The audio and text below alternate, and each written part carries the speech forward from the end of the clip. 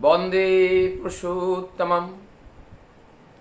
आज विषय है नित्य पंच महायज्ञ। हम लोग जो यज्ञ की बात करते हैं, यज्ञ का मतलब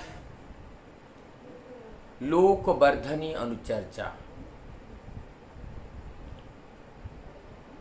यज्ञ का मतलब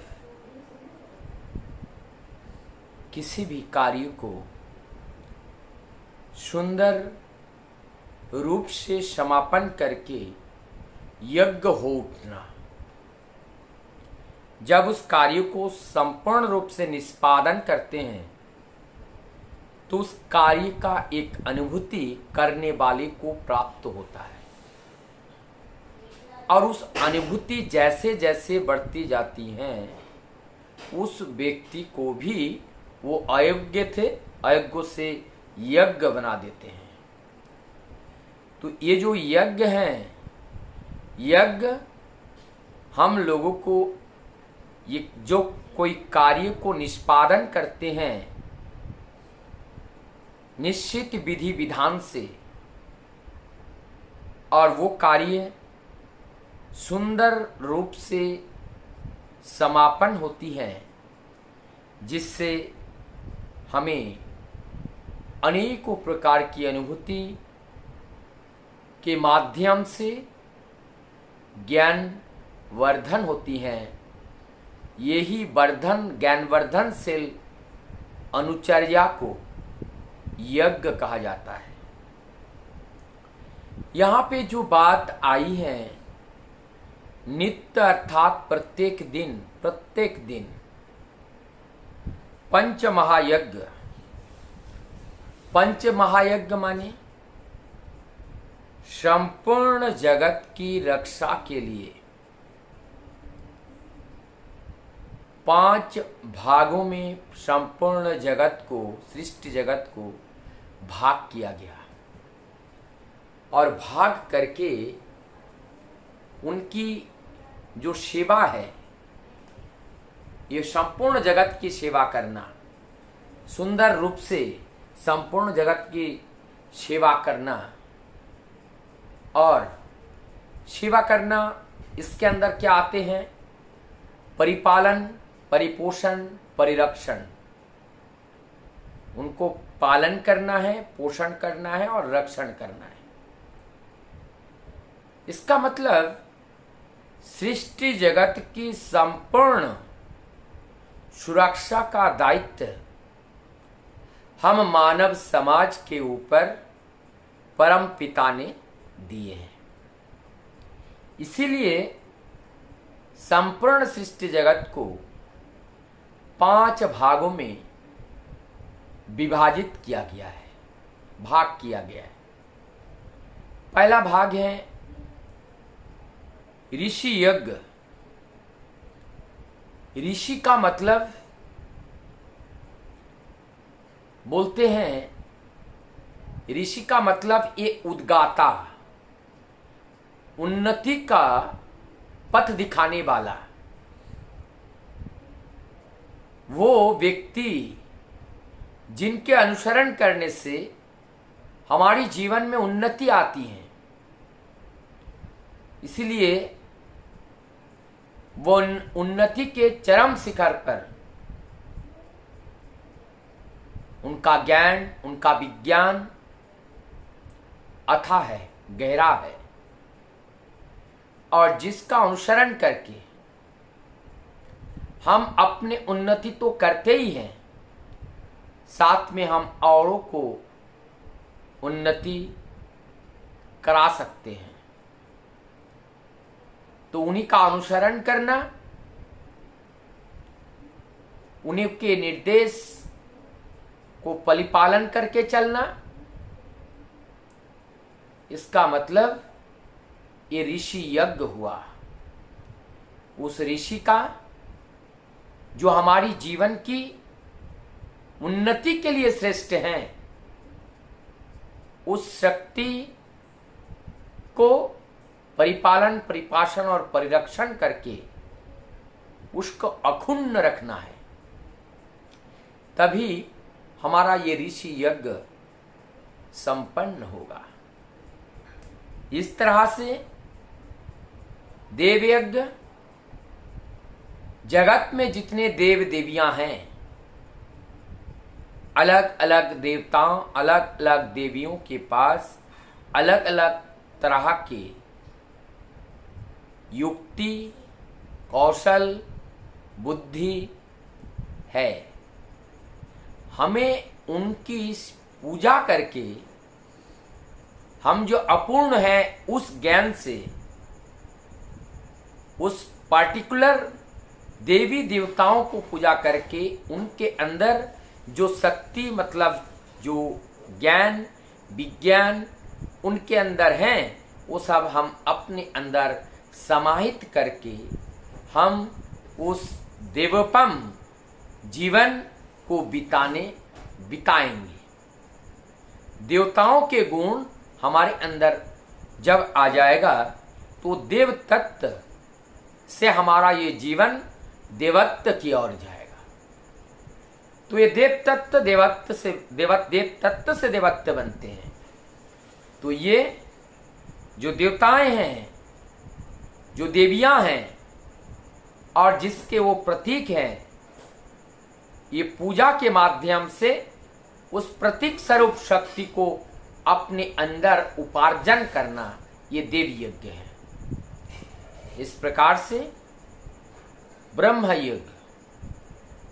यज्ञ का मतलब हमें उस सत्य सनातन शक्ति स्वरूप को जानना है और जानने के लिए जिस विधि विधान की उस परम सत्ता की जरूरत है, उस विधि विधान को अनुपालन करते हुए जब हम चलेंगे, धीरे धीरे हमारी जीवन की गति, हमारा जीवन का लक्ष्य उस परम सत्य को जानना, उस परम ब्रह्म को जानना।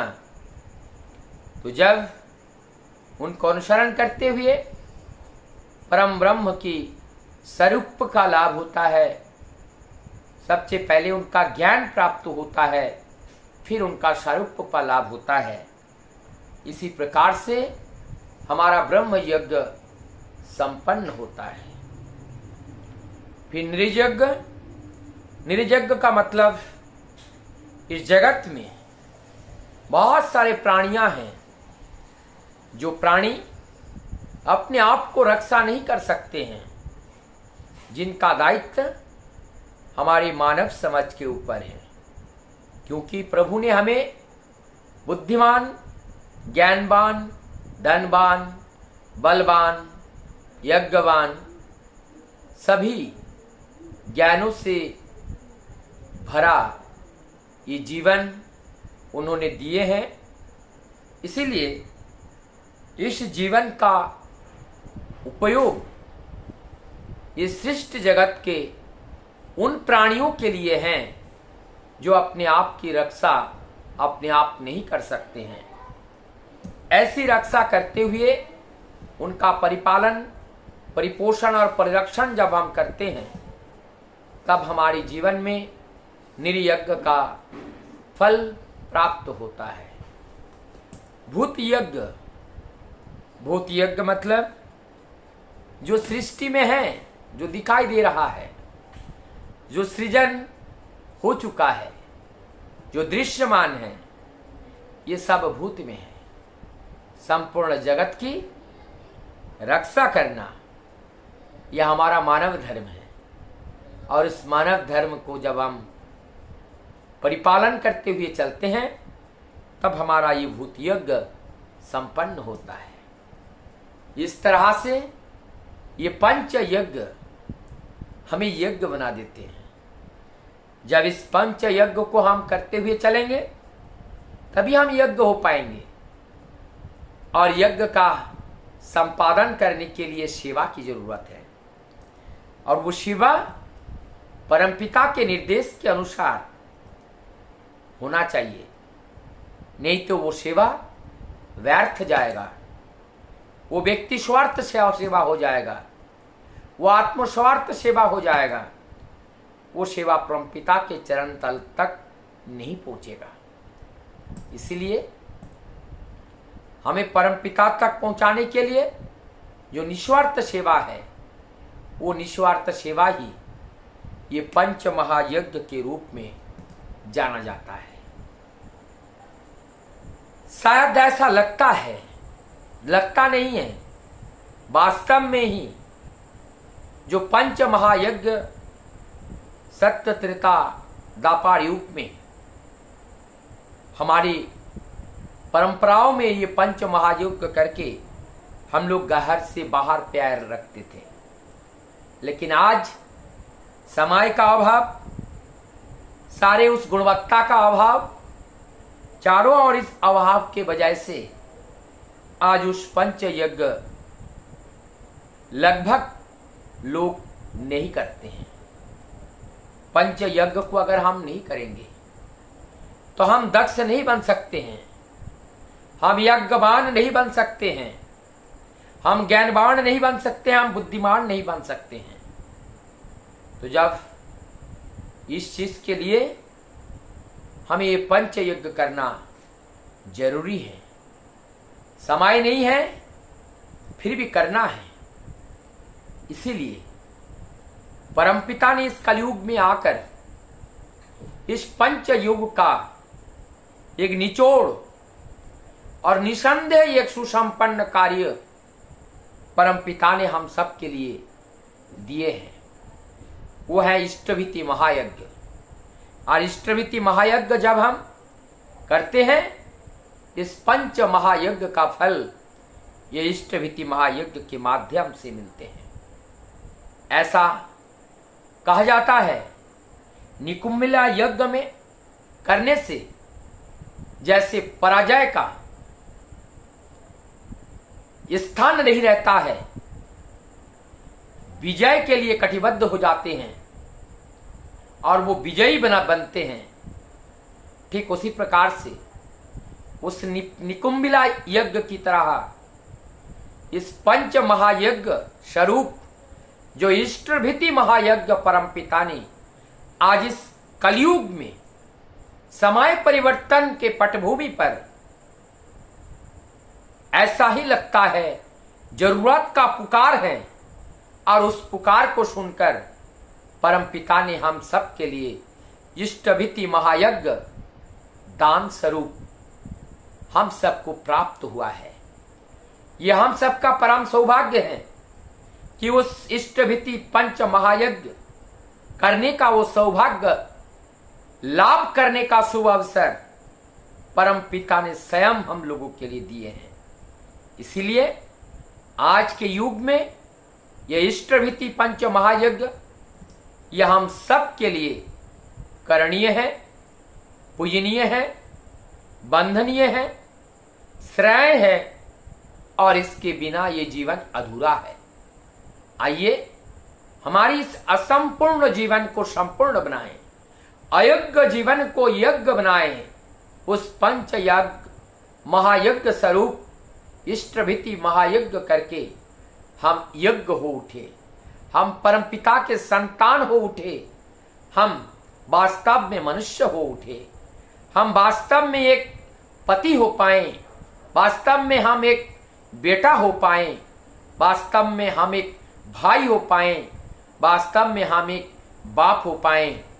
भौतिक जगत के जो रिश्ता है, उस रिश्ते में जो एक रियल मैन है, एक वास्तव मनुष्य है, वो हम बन पाए। और वो तब बन पाते हैं जब हम जगत की सेवा इस पंच महायज्ञ के माध्यम से नित्य करते हुए चलते हैं, जो आज के युग में इष्टभीति महायज्ञ के रूप से जाने जाते हैं।